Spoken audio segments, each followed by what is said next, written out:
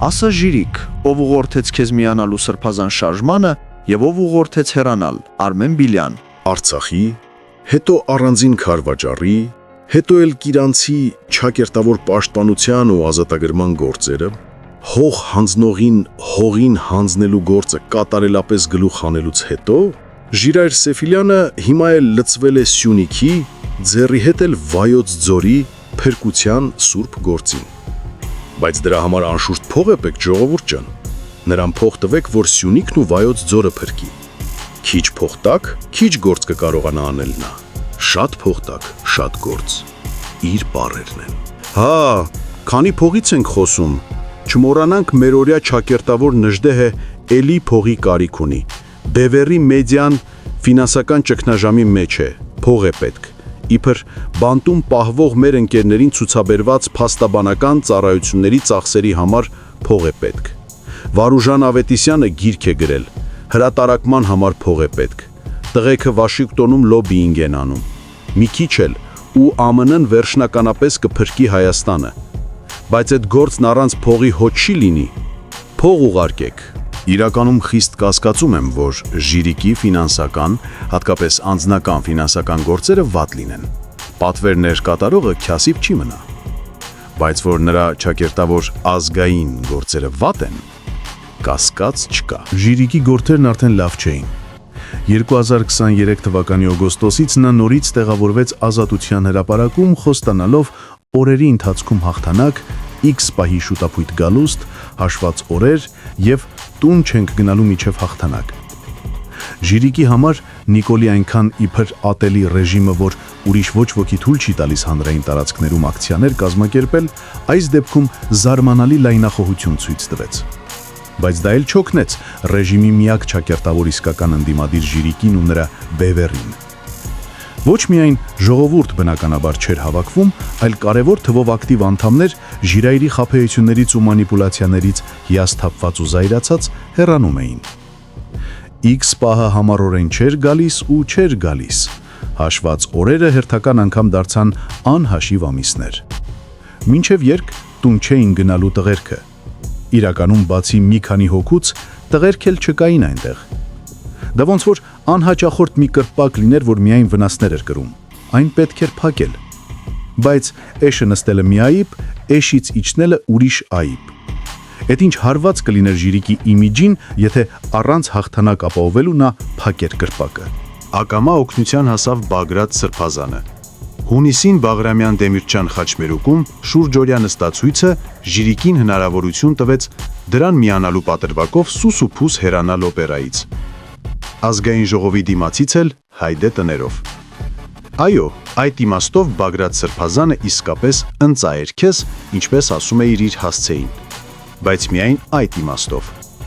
Իրականում հենց Սրբազան շարժման միանալը վճռական հարված հասցրեց արդեն իսկ փետրաթափվող եւ քաղաքական վերջնական սնանկացման հունով ընթացող Ժիրայրին ու Բևերին։ Արդեն իսկ նոսրացած համախոհների ու ակտիվ աջակիցների շարքերը միանգամից ցամքեցին։ Մարդիկ չհասկացան, թե ինչպես թունդ հակառուս եւ հականախկին ներկայացող խումբը միացավ Մոսկվայի ու նախկինների խիստ ազդեցության ենթակա լինելու առնվազն ընկալում ունեցող շարժմանը։ 3 ամիս անց մատը կծելով հեռացավ, բայց արդեն ուշ էր։ Ասա Ժիրիկ, ով ուղղորդեց քեզ միանալու սրբազան շարժմանը եւ ով ուղղորդեց հեռանալ։ Հեռանալու մահանաները ուղակի ծիծաղելի են։ Արցախի անկախության տարեդարձի նշում։ Իբր Ժիրիկը չգիտեր, որ այդ շարժումը սատարո ուժերը միշտ էլ Արցախը համարել են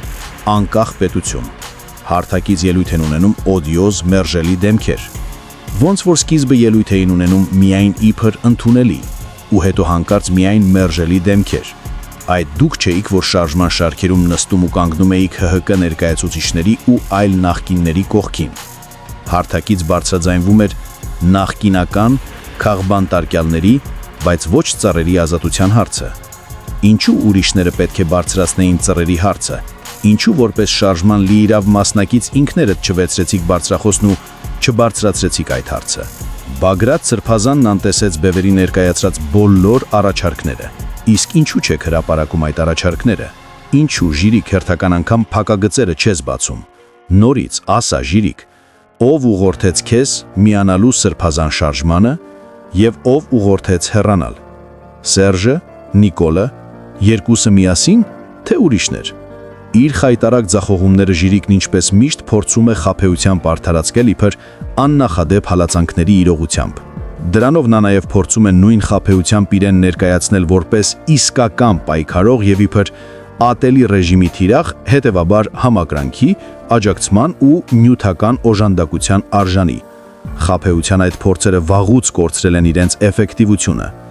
Նրա բերած ապացույցները, որոնք վերաբերվում են անցնող 4 տարիների ընթացքում 2-3 անգամ ակցիաների ընթացքում ոստիկանության կողմից աջակիցների բերման ենթարկման, ավելի քան ծիծաղելի են։ Այս խայտարակություններից հետո Ժիրիկը նորից փորձում է իբր ինքնուրույն ներկայանալ հանրությանը, մարդ հավաքելու նպատակով օգտագործելով խորհրդանշական ամսաթվերը։ Դրանցից մեկը սեպտեմբերի 20-ն էր Արցախի վերջնական կորուստն ու դատարկումը, մյուսը օկտեմբերի 12-ն էր Կարսի պայմանագրի տարելիցը։ Դրանք միմիայն նորանոր խայտարակություններ բերեցին Ժիրիկին, նույնը լինելու է նոյեմբերի 9-ին։ Չնայած այս բոլորին Ժիրիկը գործազուրկ չի մնա, նա նոր պատվեր է ստացել՝ փրկել Սյունիքն ու Վայոց ձորը։ Մենք իհարկե տեսել ենք, թե քառօրյարից հետո նա ինչպես 800 հեկտար ազատագրեց, 44 օրյայում Արցախ ոտք չդնելով Արցախը փրկեց, օրենանց քարվաճառը փրկեց, հող հանձնողին հողին հանձնեց, վերջերս էլ Կիրանցը փրկեց։ Ուրախությամբ հիշեցնեմ քեզ, Ժիրիկ, որ կարճ ժամանակ է մնացել խոստումդ իրականացնելու, Ամանորն ու Սուրբ Ծնունդը Ստեփանակերտում ու Շուշիում դիմավորելու, իհարկե առանց մեկ կրակոցի։ Մի քիչ էլ անցնի դու Երևանն էլ կփրկես։ Երևանի կենտրոնում վաղուց խրամատներ սփորել, դուք ձեզ ապահով զգացեք, երևանցիներ։ Իրականում, ինչպես միշտ արել ես, Ժիրիկ, նորից պատվեր ես կատարում եւ նորից փորձում ես փող հավաքել ու քո չափազանց ցամքած շարքերը մի քանի հոգով արելացնել։ Ասում ես, որ դու ոչ Սերժի հետ կապ ունես, ոչ էլ Նիկոլի։ Այդ դեպքում բացատրի, ինչպես է պատահում, որ դու դատապարտվում ես 10.5 տարվա բանտարկության, ապա Նիկոլի գալստով ազատ արձակվում, ապա նրան նեցուկ ես կանգնում, ապա քո վճիրը զրոյացվում է, դու ՀՀ քաղաքացիություն ես ստանում, հետո դադարում նեցուկ լինելուց եւ շարունակում ազատության մեջ մնալ ու իբր ամենաթունդ ընդդիմադիր խաղալ։ Ասում ես տղաները, ծռերը դուրս կգան, երբ քաղաքական իշխանությունը փոխվի։ Կրկնության գնով նորից հարց տամ. ինչպես բացատրել, որ տղաների ներսում պահող այս նույն քաղաքական իշխանության օրով դու դրսում ես։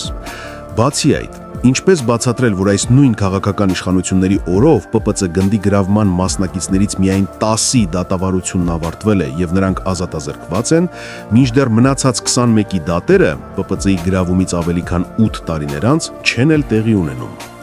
Դեռ ավելին, նրանց մի մասը, չնայած քեզ նման լավել չաղացած, քեզ հետ ձեռք-ձեռքի առանց իրենց ճակատագրով անհանգստանալու չակերտավոր կուռ պայքար են մղում այս իշխանությունների դեմ, իսկ վերջները չեն անհանգստացնում նրանց։ Մինչդեռ նրանք ազատության մեջ են, որովհետև ընդամենը նրանց խափանման միջոցներն են փոխվել եւ իշխանությունները ցանկության դեպքում հեշտությամբ կարող են նորից կալանավորել նրանց։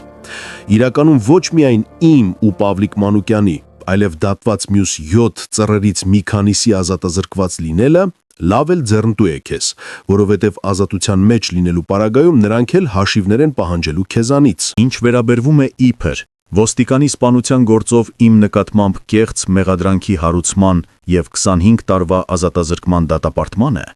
դու ոչ միայն այս հարցում մեղսակից ես Սերժի ու Նիկոլի ռեժիմներին, այլ այդ կեղծիքի հովանավորն ես։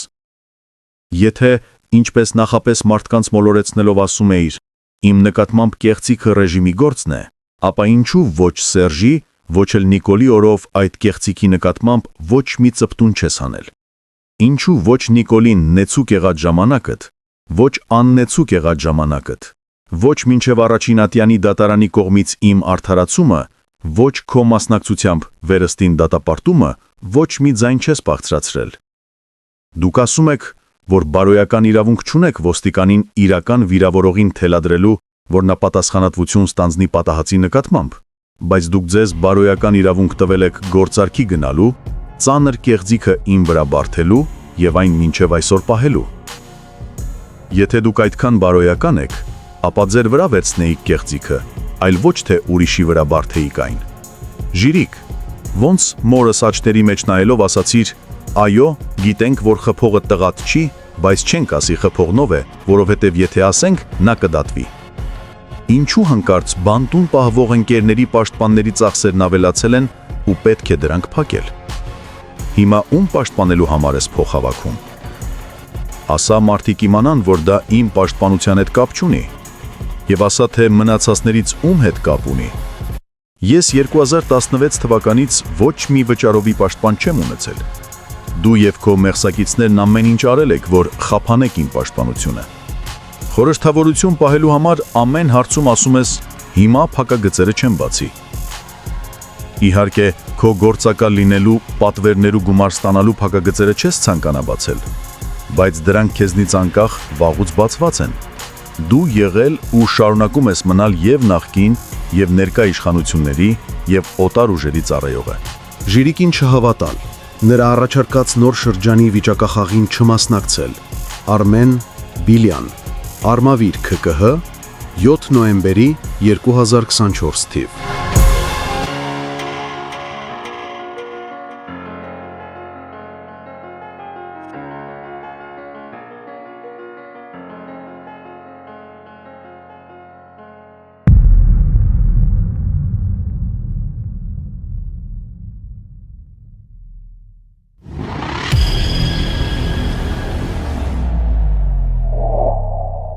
Սիրելի հայրենակիցներ, հետևեք մեզ հետևյալ հարթակներում. Telegram,